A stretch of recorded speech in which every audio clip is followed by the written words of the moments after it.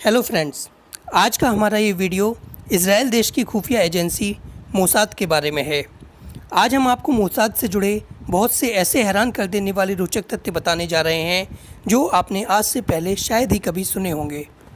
दोस्तों, अगर आप इस चैनल पर नए हैं या अब तक आपने इस चैनल को सब्सक्राइब नहीं किया है तो चैनल को सब्सक्राइब कर लें और बेल आइकन को प्रेस कर दें, जिससे आप ऐसी और भी इंटरेस्टिंग वीडियोज़ को देख सकें।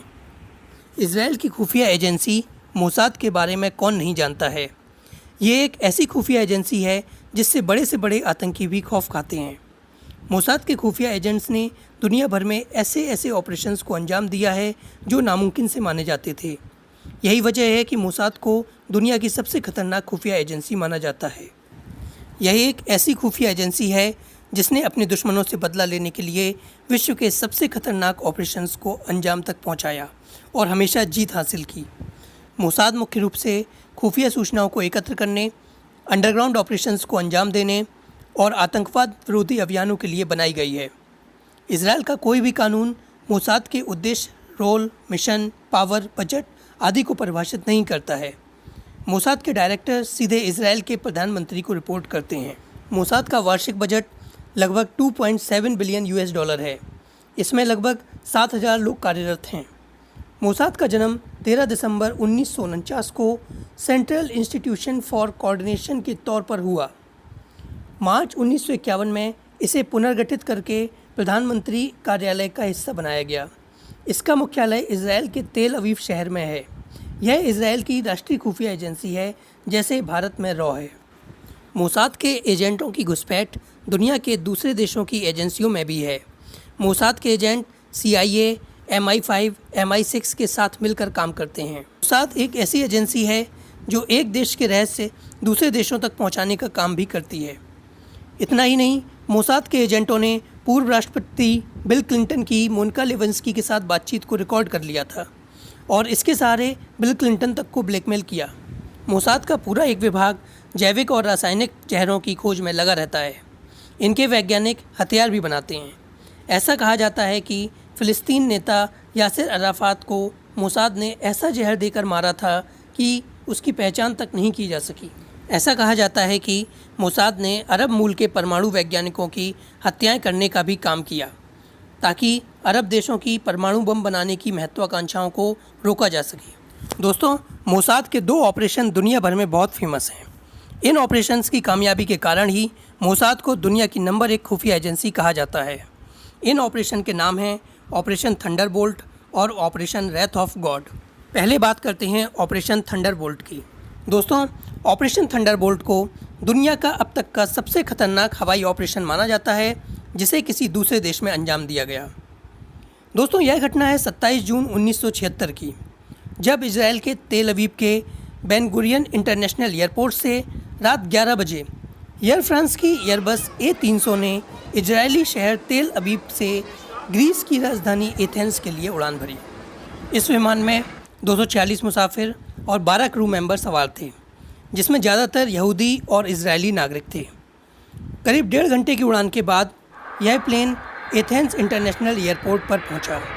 कहा जाता है यहीं से 4 आतंकवादी इस प्लेन में सवार हो गए। रात 12:30 बजे विमान के टेक ऑफ करते ही चारों आतंकवादियों ने प्लेन को हाईजैक कर लिया और पायलट और सभी मुसाफिरों को अपने कब्जे में ले लिया।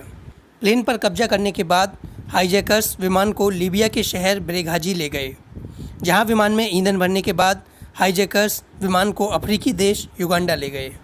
28 जून 1976 को दोपहर 3:15 बजे यह विमान युगांडा की ज़मीन पर उतारा गया।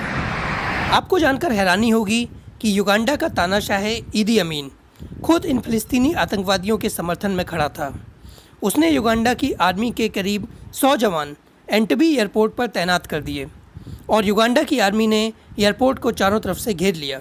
इसके बाद विमान के सभी यात्रियों को नीचे उतारकर एक ट्रांजिट हॉल में बंधक बना लिया गया। अब तक 24 घंटे से ज़्यादा गुजर चुके थे और विमान के हाईजैक होने की खबर आग की तरह पूरी दुनिया में फैल चुकी थी।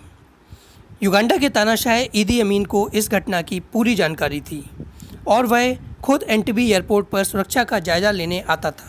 28 जून 1976 को हाईजैकर्स ने इजराइल सरकार के सामने इजराइल की जेलों में बंद 40 फ़िलिस्तीनी आतंकवादियों और इसके अलावा कीनिया, फ्रांस, स्विट्ज़रलैंड और जर्मनी की जेलों में बंद अपने 13 साथियों सहित कुल 53 आतंकवादियों की रिहाई और 5 मिलियन अमेरिकी डॉलर की मांग रखी। और मांग पूरी नहीं होने की सूरत में आतंकवादियों ने बंधक बनाए यात्रियों को मार डालने की धमकी दी। इस बीच हाईजैकर्स ने गैर इजरायली बंधकों में से बुजुर्ग और बीमार बंधकों को रिहा कर दिया। साथ ही इजरायली सरकार ने हाईजैकर्स को पैगाम भिजवाया कि वो बातचीत के लिए तैयार है और समय सीमा को 4 जुलाई 1976 की दोपहर तक बढ़वा लिया। इजरायली सरकार के लिए यह एक बड़ी चुनौती थी, क्योंकि ना तो वह अपने नागरिकों और क्रू मेंबर्स को इस हाल में छोड़ सकती थी और ना ही आतंकवादियों की मांगें मान सकती थी, क्योंकि इजरायली सरकार का ये रूल है कि वो आतंकवादियों से कोई डील नहीं करती है। वहीं दूसरी ओर इजरायली सरकार के लिए इजराइल से इतनी दूर अपने दुश्मन मुल्क में घुसकर अपने नागरिकों को छुड़ाना लगभग नामुमकिन सा था। इसी मुश्किल घड़ी से शुरू होती है मोसाद के उस सबसे बड़े ऑपरेशन की कहानी जिसने उसे दुनिया की नंबर 1 खुफिया एजेंसी बनाया। इस बीच मोसाद ने रेस्क्यू ऑपरेशन का फैसला लिया। प्लान बेहद जोखिम भरा था, क्योंकि यह ऑपरेशन दुनिया के किसी भी एयरपोर्ट पर अब तक का सबसे बड़ा और खतरनाक रेस्क्यू ऑपरेशन था। इजरायली कमांडोज़ को यह मिशन बहुत ही कम समय में त्वरित गति से अंजाम देना था, इसीलिए इसे ऑपरेशन थंडरबोल्ट का नाम दिया गया। इस दौरान इजरायली खुफिया एजेंसी मोसाद लगातार अपना काम कर रही थी। उसने रिहा किए गए बंधकों से एंटीबी एयरपोर्ट और उसके उस हिस्से के बारे में अहम जानकारी जुटा ली थी जहां बंधकों को रखा गया था। इस दौरान मोसाद को यह भी पता चला कि इजराइल की एक कंस्ट्रक्शन कंपनी ने युगांडा के एंटीबी एयरपोर्ट का एक टर्मिनल बनाया था। मोसाद ने उस कंपनी की मदद से उस जगह का पूरा नक्शा बना लिया जहां बंधकों को रखा गया था। प्लान के मुताबिक 3 जुलाई 1976 को 100 इजरायली कमांडोज़ की एक टीम ने इजरायली एयरफोर्स के 4 C-130 हरकुलिस ट्रांसपोर्ट विमानों से शर्म अल शेख एयरपोर्ट से युगांडा के एंटीबी के लिए उड़ान भरी। मोसाद ने यह भी पता लगाया था कि उस समय ईदी अमीन काले रंग की मर्सिडीज़ कार का उपयोग कर रहा है और उसका सुरक्षा दस्ता लैंड रोवर कार में होता है। इसीलिए इन विमानों में काले रंग की मर्सिडीज़ कार और लैंड रोवर कार भी रखी गई थीं। योजना के मुताबिक विमानों के एयरपोर्ट पर उतरते ही इन्हीं कारों से टर्मिनल की तरफ जाना था, जिससे युगांडा की सेना को लगे कि ईदी अमीन का काफिला है और इजरायली सैनिक आसानी से टर्मिनल में जा सकें। इजरायली एयरफोर्स के 4 कार्गो विमानों के साथ 2 बोइंग 707 विमानों ने भी उड़ान भरी। पहला बोइंग, जिसमें मेडिकल टीम मौजूद थी, वो नैरोबी एयरपोर्ट पर रुक गया, जबकि दूसरे बोइंग को बंधकों को वापस लाना था। 3 जुलाई 1976 रात करीब 11 बजे इजरायली एयरफोर्स के 4 विमान बेहद नज़दीकी उड़ान भरते हुए एंटीबी एयरपोर्ट के एयर ट्रैफिक कंट्रोल को धोखा देते हुए रनवे पर उतरे। इसके बाद विमान से एक एक करके मर्सिडीज़ और लैंड रोवर कारें रनवे पर उतरीं, जिनमें पहले ही इजरायली कमांडोज़ बैठे हुए थे। इजरायली कमांडोज़ को 3 टीमों में बांटा गया था। एक का काम बंधकों को छुड़ाना, दूसरी टीम का काम एयरपोर्ट पर बैठे युगांडा आर्मी और आतंकवादियों का मुकाबला करना था और तीसरी टीम की जिम्मेदारी छुड़ाए गए मुसाफिरों को सुरक्षित खाली जहाज में बैठाना था। टर्मिनल में घुसते ही गोलियां चलनी शुरू हो गईं। इजरायली कमांडोज़ ने चालाकी से माइक पर अपने नागरिकों को हिब्रू भाषा में बता दिया कि हम इजरायली सैनिक हैं, लेट जाओ लेट जाओ।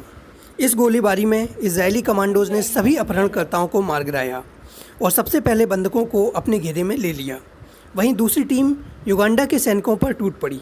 महज आधे घंटे में सभी हाईजैकर्स को मारकर यात्रियों को सुरक्षित प्लेन तक पहुंचा दिया गया। इस ऑपरेशन में 7 हाईजैकर्स और युगांडा की सेना के 48 जवान मारे गए।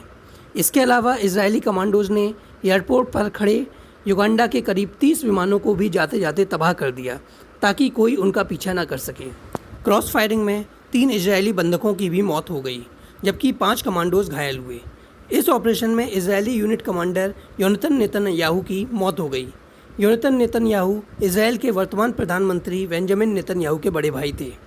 इस पूरे ऑपरेशन के दौरान मोसाद को सिर्फ यही एक जान का नुकसान हुआ।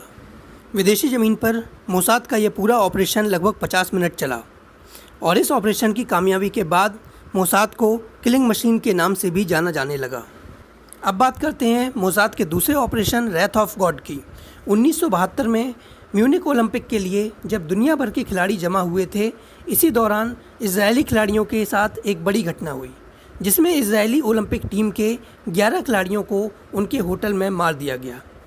इसका आरोप आतंकवादी संगठनों ब्लैक सितंबर और फिलिस्तीन लिबरेशन ऑर्गेनाइजेशन पर लगा।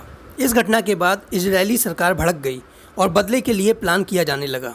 इजरायल की सरकार की हिट लिस्ट में 11 लोग शामिल थे। फिर मोसाद के एजेंटों ने जेम्स बॉन्ड की तरह फिल्मी स्टाइल में किसी भी देश की सुरक्षा एजेंसियों की परवाह किए बिना अपराधियों को चुन चुन के मारा। अपने दुश्मन को मारने से पहले मोसाद उसकी फैमिली को एक बुके भेजती थी, जिस पर लिखा होता था कि ये याद दिलाने के लिए है कि हम ना तो भूलते हैं और ना ही माफ़ करते हैं। मोसाद के एजेंटों ने हर टारगेट को 11 बार गोली मारी, जो मरे हुए इस 11 इजरायली खिलाड़ियों में से हर एक की तरफ से थी। ये ऑपरेशन 20 साल तक चला, जिसमें पूरे यूरोप में घूम घूम कर अपराधियों को मारा गया। और इस तरह इन दोनों ऑपरेशंस की कामयाबी के बाद मोसाद को दुनिया की सबसे खतरनाक खुफिया एजेंसी माना जाने लगा। दोस्तों, आज की वीडियो में बस इतना ही। आशा करता हूँ आपको आज की ये वीडियो पसंद आई होगी और आप इसको लाइक और शेयर ज़रूर करेंगे। वीडियो से संबंधित कोई सवाल या सुझाव हो तो कमेंट बॉक्स में ज़रूर बताएं और ऐसी और भी ट्रेंडिंग वीडियोस के लिए चैनल को सब्सक्राइब करना ना भूलें। धन्यवाद।